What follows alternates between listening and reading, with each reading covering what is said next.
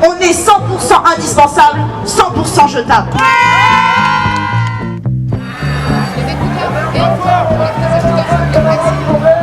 Voilà, on va faire comment avec les GBR. Oui, mais c'est dynamique, tout ça, c'est magnifique.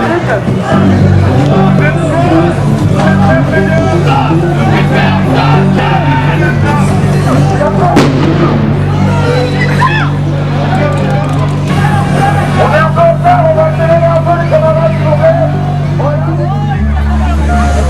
Allez, c'est l'heure, vous prenez votre place, vous allez vous ranger, tout comprend tout ça qui va se ranger.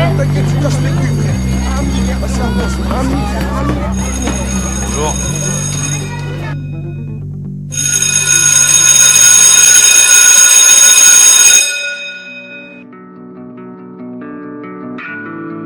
Bonjour, je suis Clément Mathieu, le nouveau surveillant.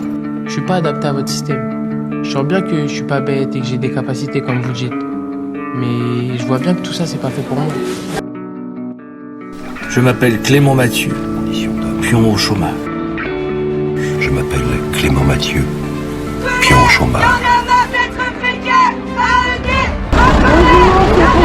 Les surveillants qui s'occupent de vos enfants dans les collèges. Aujourd'hui, moi je suis arrivée à mes 6 ans. Au mois d'août, mon expérience dans l'éducation nationale sera finie. Et la perspective pour l'année prochaine est dure parce que j'aime ce que je fais mais j'ai plus le droit de le faire.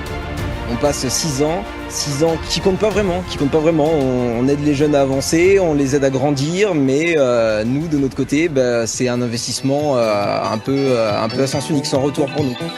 Monsieur le ministre de l'Éducation nationale, les AED vous interpellent aujourd'hui. C'est donc sur la situation des AED, sur leur statut précaire, sur l'évolution et la définition de leur mission que je souhaite à l'occasion nouveau de ce vous Grenelle de interroger. l'éducation, assemblées qui ont créé des Grenelles locaux, de ce que nous avons fait récemment, celui des pré-recrutés. Comme vous le savez, nous avons voulu avoir des assistants d'éducation qui en fait seront de futurs professeurs.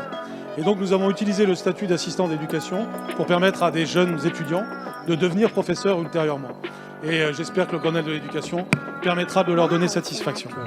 Alors en fait on est invisible, mais dans les établissements, dans le collège et lycée, on est essentiel. C'est-à-dire que c'est nous qui gérons les établissements, qui gérons tout ce qui est la partie des élèves. On gère, alors bien sûr un côté administratif, avec les absences, ce genre de choses. On gère aussi la surveillance, mais pas que. C'est-à-dire que vous êtes amené à faire plusieurs choses. Exactement, effectivement, on est sur plusieurs fronts. Donc on accompagne les élèves dans les devoirs, dans les leçons, à travers des dispositifs comme Devoirs faits. Mais on est également là sur les petits tracas du quotidien pour faire jouer les infirmiers, voir les assistants sociaux parfois, les éducateurs. Donc on demande vraiment que ces compétences-là, elles soient vraiment valorisées. Le gros travail maintenant, c'est vraiment un rôle éducatif. On prend le temps d'être avec les élèves, de discuter avec eux, de les faire se projeter vers les adultes qu'ils ont envie de devenir. C'est ça qui est important et en fait nous c'est cette reconnaissance qu'on veut. On veut que notre rôle éducatif dans les établissements soit reconnu. Quand on a ma cour, on est obligé d'aller. Bah ouais, alors toi tu rentres comme ça sans frapper, tu vois bien que je suis occupée, non? Aujourd'hui, les surveillants doivent être de véritables couteaux suisses, d'aide aux devoirs à médiateurs en passant par intermédiaire entre les parents et l'établissement.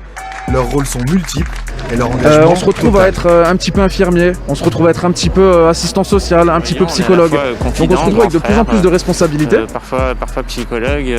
On est un peu tout, on est animateur culturel, on est infirmière, on est psychologue parce qu'on écoute toujours leurs petits problèmes et en fait dans tout ça on garde juste qu'on est des pions. Un AED va se substituer, en fait va être un peu le bouche-trou dans l'établissement scolaire. C'est le manque de considération, la paye qui n'est pas alignée avec l'amplitude d'horaire qu'on fait. Il faut savoir qu'un AED en temps plein fait une quarantaine d'heures, en mi-temps fait 20 heures et un mi-temps est payé 620 € à l'heure actuelle. Il faut absolument qu'on se voit rapidement pour se parler de Nardine là, parce que ça peut plus durer.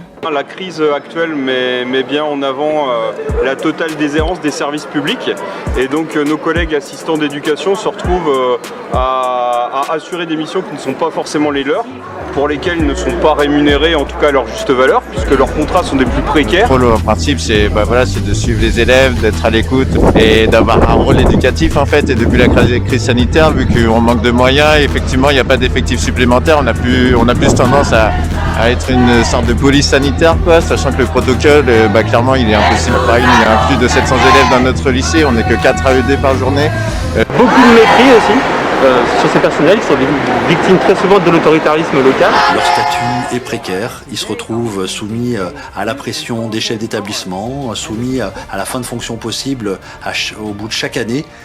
alors qu'ils sont en première ligne, y compris contre le Covid en ce moment. Ils doivent être respectés. Et la première manière de les respecter, c'est en leur offrant un salaire décent et un statut décent. Une vie scolaire fermée plus d'une journée, l'établissement cesse de fonctionner. Donc a priori ce sont des personnes indispensables et pour autant elles sont en situation précaire. Il y a quelque chose qui reste, je crois, en travers de la gorge de beaucoup d'entre nous, c'est notamment la prime REC, auquel on n'a pas le droit. À savoir, c'est une prime qu'on donne à tous les personnels d'éducation qui travaillent dans des zones REP. On est seul à pas toucher cette prime-là. Tous les personnels le touchent sauf nous, alors qu'on est les premiers en fait sur le fond.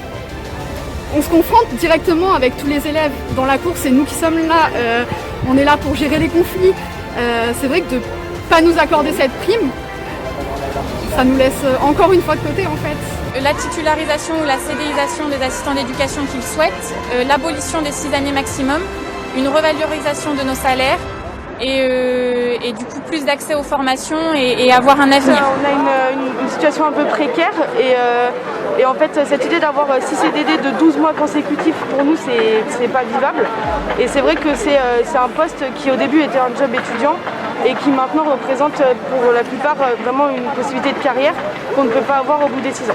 41 heures semaine, sachant que les nuits, en fait, on est présent et de 10h à 7h du matin, on n'est payé que 3 heures. De Bouffara, il y a du chewing-gum dans la serrure.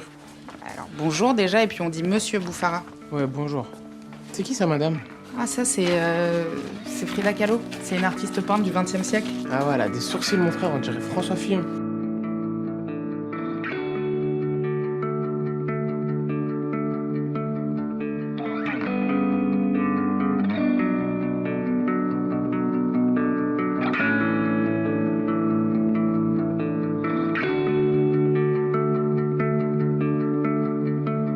Sinon, vous l'aimez bien?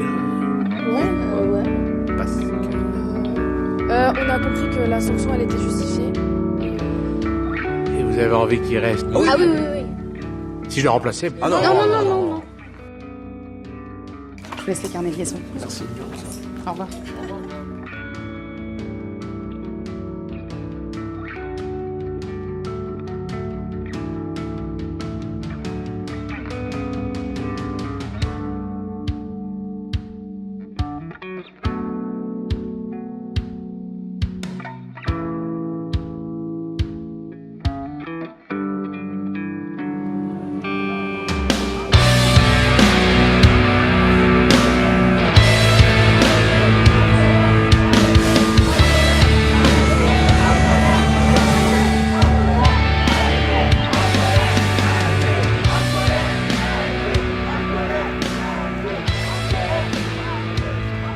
Justement, moins de policiers, plus d'AED, enfin, c'est ce qu'on demande. C'est ma fac, ce qui est pas du tout normal.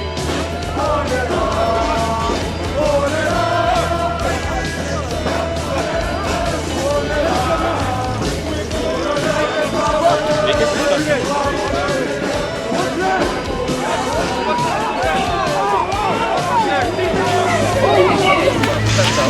qui se passe?